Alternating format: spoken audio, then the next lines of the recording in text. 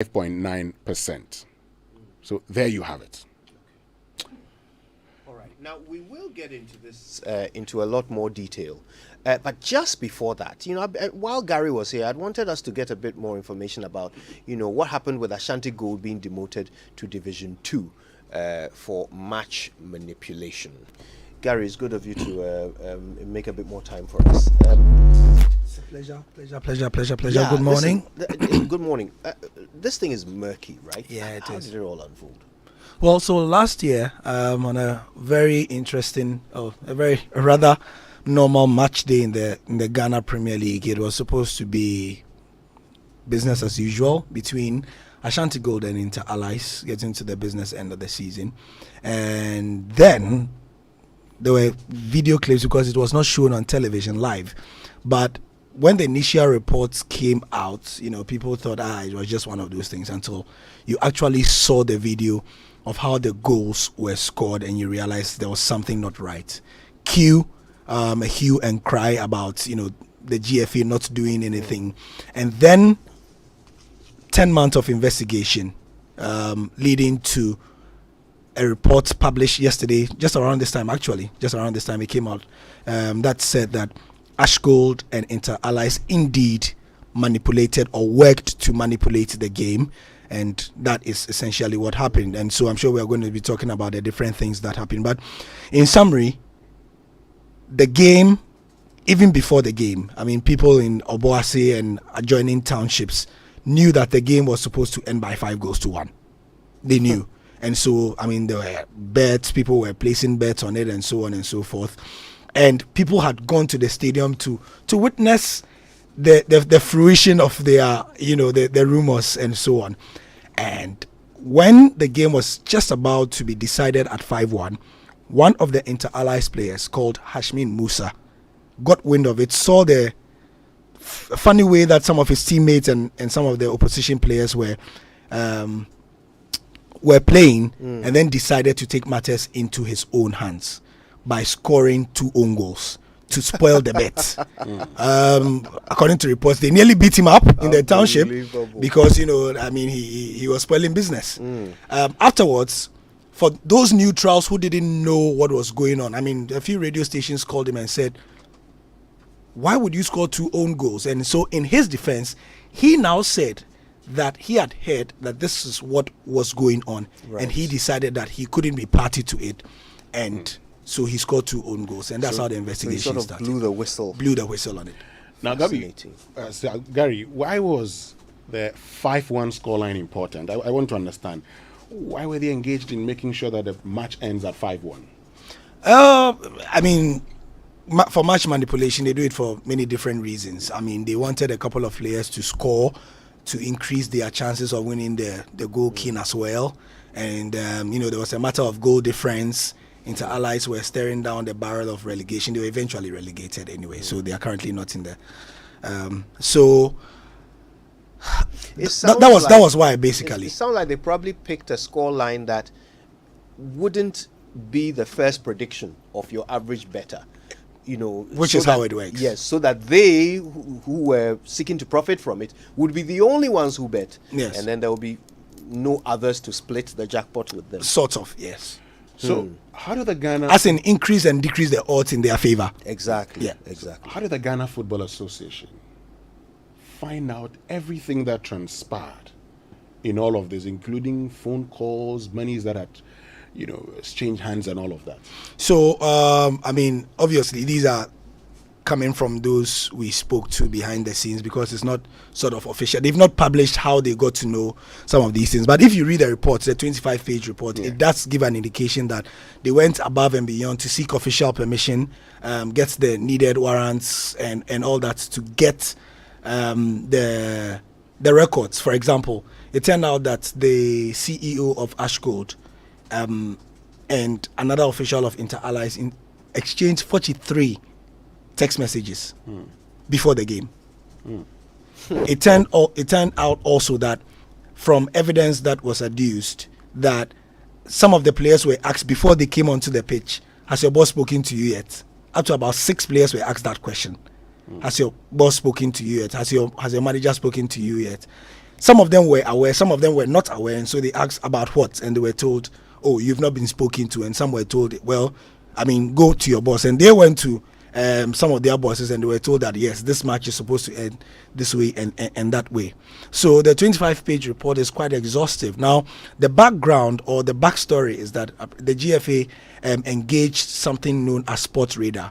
Okay. Sports Radar is an international organization. It's a bit of open source, where people from around the world who are interested in stamping out match manipulation work together in organized and sometimes, like I said, open source ways to get information on betting patterns and suspicious patterns and phone conversations and things like that as well. So some people might have heard that in the intervening period, journalists and media houses and people have been bashing the FA that why has the investigation taken so long? Yeah. And people were actually wondering why the results of the investigation did not come out before the season started. Because remember, this investigation started, or this event happened in July 2021. Yeah. Way before the new season that we are in began. And people would have wanted finality to something like this before the season, but the GFA have explained in the report that something like this, has to be exhaustive. It takes time, and which is why it took 10 months and not 10 days, and that is it. So AshantiGold, will be demoted to Division 2 or relegated to Division 2. Yes, Inter-Allies the same. Inter-Allies the same, but the issue is that they are currently in the Premier League. Yes. We're told that takes effect from 2022-2023 season. Yeah. How's that possible? You've been found guilty, so you have to be kicked out immediately, right? Exactly, isn't it? Well, I'm not sure exactly why the GFA have decided to let it start from, because yes, there are a couple of games to end the season, and if AshantiGold has been demoted to Division 2, and indeed they really engage in match fixing, then you are giving them the leeway to fix the rest of the matches, in principle.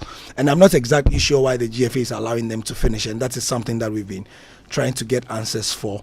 And I'm sure there might be a reason for doing that. But just to give you an idea of what the sanctions are, like I said, AshantiGold and Inter-Allies have both been demoted to Division 2. AshantiGold have been fined 100,000 cedis as a fine. The president of AshantiGold, Dr. Kweku Frimpong, who is AKA Champion, he's banned from taking part in any football-related activity for 120 months. That's 10 years. He can't take part in any football activity for 10 years. And he's been fined 100,000 cedis as well. His son, who is the CEO of AshantiGold, Emmanuel Frimpong, is banned from taking part in any football-related activity for 96 months. And he has been fined 50,000 cedis. The head coach of AshantiGold, Thomas Drea, is banned from taking part in any football-related activity for 24 months. The team manager, Edu G. Ahmed, is banned from taking part in any football-related activity for 24 months as well. And then there's a whole raft of players who have also been banned for 24 months because they didn't show up for the hearings. And so there's a whole list of them. Felix Abuaji, former Black Stars player, he was working for one of the teams at the time. He's also been banned, and he has reacted by saying that Inter-Allies will appeal because he didn't do anything, but he was found culpable, and says he will appeal because it besmirches his name and all that. So yeah, these are some of the. But I hear AshantiGold has been speaking. Some officials have been speaking. What have they been saying? Well, one of them who we spoke to, Nana Kwesi Darling, he was the sporting director at the time, and he claims that AshantiGold has been targeted because they didn't vote for Keto Krakow, the GFA president, at the time during the last election, and so that's why they've been targeted. Not many of them, of the people who have been implicated, have spoken, to be honest, because they want to, go through the processes and to appeal the decision. But how is the world reacting to this? Well, the GFA is given massive plaudits because match fixing is a big deal around the world, but it's a big deal because too few administrations or bodies, football bodies, react to it. And why is this so? There's so much money involved. In fact, if you read about match fixing, and there's a book called The Fix by Declan Hill, which is one of the authoritative guides to how match fixing is done. It gives you the blue by blue account of how match fixing is done. It tells you that for many people, the origin of match fixing is not even in the country where it happens. So, for example, you would find out that the money that went into this match fixing thing may not have even come from Ghana, because there are match fixing syndicates that work in the most obscure places around the world and are billion-dollar industries. Because remember, a game can be fixed in the far reaches of the world, in some corner of the world, in Tajikistan, and somebody can make $1 million while seated in Accra, Ghana. Sure. So that is how and these things happen. We don't know the origins of these things. We are told from the investigation and the reports from the GFA that Momo was sent between officials of AshantiGold and some of the players who were told to fix the matches, which begs the question: why would you fix a match and send an electronic transaction? But it goes to show the impunity with which some of these things are happening, because some have said that the GFA have done well. They have been getting plaudits from other football associations, but we do know that in Ghana here, there are so many more matches that we suspect, even as journalists, to have been fixed. Okay, so that would take me to the question of what happened at FIFA, for instance. So we know that when the investigation started, other people were roped in the course of the investigation. In the case of the GFA's investigation, yes, the two teams, you have said that journalists suspect match fixing when it comes to other matches.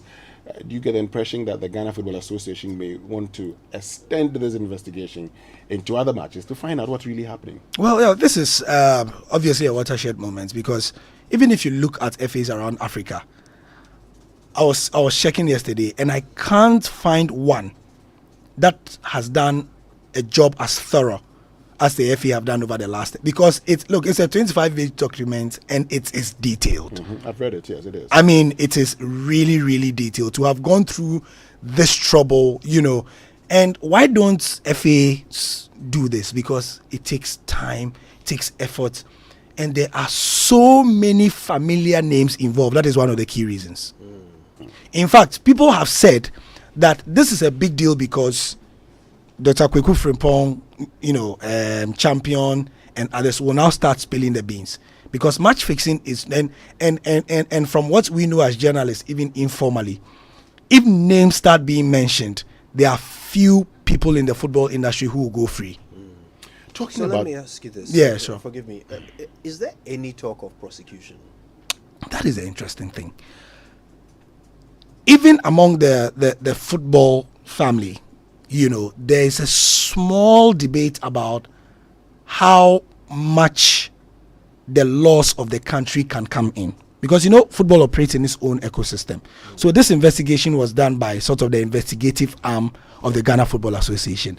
But then, if somebody has been accused and has been found guilty of this, the next question is, can the police now take this matter and take it to the law courts of the country? From my little reading, the answer is yes. They say in Ghana, there's a law for everything, but it's when the law catches you that you realize that there was a law. So apparently, there are some laws, some gaming laws and things from 1960 that can actually be activated to get these people and to put them behind bars. Whether it will bite is another matter. So that's what the Joy Sports team is doing today. Going to the police to say that, okay, now the GFA has done this work. The GFA says this person and this person are guilty. They have worked to, cheat the system and so on and so forth. What would you do next? Or are you waiting for the GFA? Because remember, in times past when there have been, for example, incidents of hooliganism, Kojo and Winston, the police have said that they are waiting for the GFA to come and report. And people have said that, but if you have seen that Winston Amwa has beaten Kojo Yankson to pulp, why are you waiting for Kojo Yankson to walk to a police station to come and report when you know that maybe at a point? Objection. Kojo Yankson has beaten Winston Amwa too. Let's stay factual. Let's stay factual. The boys say it won't happen. It will happen. we'll leave that to listeners about which one is more likely, whether Winston is likely to beat Kojo or Kojo is likely to beat Winston. But we've seen incidents of hooliganism What is he doing? What is he doing? I want to teach him something You small. big We've seen incidents of hooliganism where, because of the way our society is, Yeah. the people are afraid to even go and report because, they will be stigmatized and so the police will be there. They won't take action and they will say that they are waiting for somebody to come and complain. So in this instance, is the police waiting? Because the report is on the GFA website. It's Yeah. there. You can download it. Why isn't the police waiting or why is the police waiting for the GFA to come and report? Why wouldn't they take action and say that, Dr. Kweku Frimpong, we have heard that you have been so and so and so. We are catching you to come and answer, and let's see if we can and put criminal proceedings against you. Now, you talked about how only few people will be left Yeah. if this were to be extended. Yeah. Now, the last time I had conversations where there was supposed to be a match somewhere, and the scoreline 3-2. So this guy who was telling me that said, "Oh, the scoreline was supposed to be 3-2." So he quickly went on to bet. What he sought to do was to go and bet. Yeah. So he went betting 3-2, Yeah. and he put 500 cedis on it. So the betting agency said no. They reviewed the bet and returned his money. They said, "No, we can't accept this bet." Wow. Then he went back and said 5 goals in the game. Just one game. He was betting just one game. Yeah. And he said, 5 goals in the game. Yeah. The guys reviewed it again and said, "No, we're not going to accept it." Yeah. So, at the end of the match, it ended 3-2. Wow. Just as he was going to bet. Yeah. And he said it was because one of the players Yeah. had told him that this match is done. It's sorted. 3-2. Yeah. So, Gary, if that is the case, and you have said as journalists, sports journalists, you've had issues with it, why don't we open the investigations? Probe it. In Italy, they extended it, probed a lot of, persons. Calciopoli. Yeah. So why don't we do same? It's for the same reason why I mentioned a couple of minutes ago. It's so difficult for FAs and other bodies. Evidence is the name of the game. That's the first thing. So you might have heard, before a game in certain towns, and it is particularly rampant in certain areas of the country, as we heard Frank Nelson say. The thing is, unlike in this case where the officials of AshantiGold were seen to have done it through Momo and stuff, some of the officials are a bit more savvy. So you will hear it in the wind. You can't find, and especially as journalists, what you heard from the player. Is he going to admit to you? Oh no. Exactly. This one was blatant because it was on TV and there were own goals scored and you could tell. But some of the times they do it in such a way that it's a bit 50-50, and so you need the arm of the law to actually, come in and try and do the investigations. And that's why it's difficult.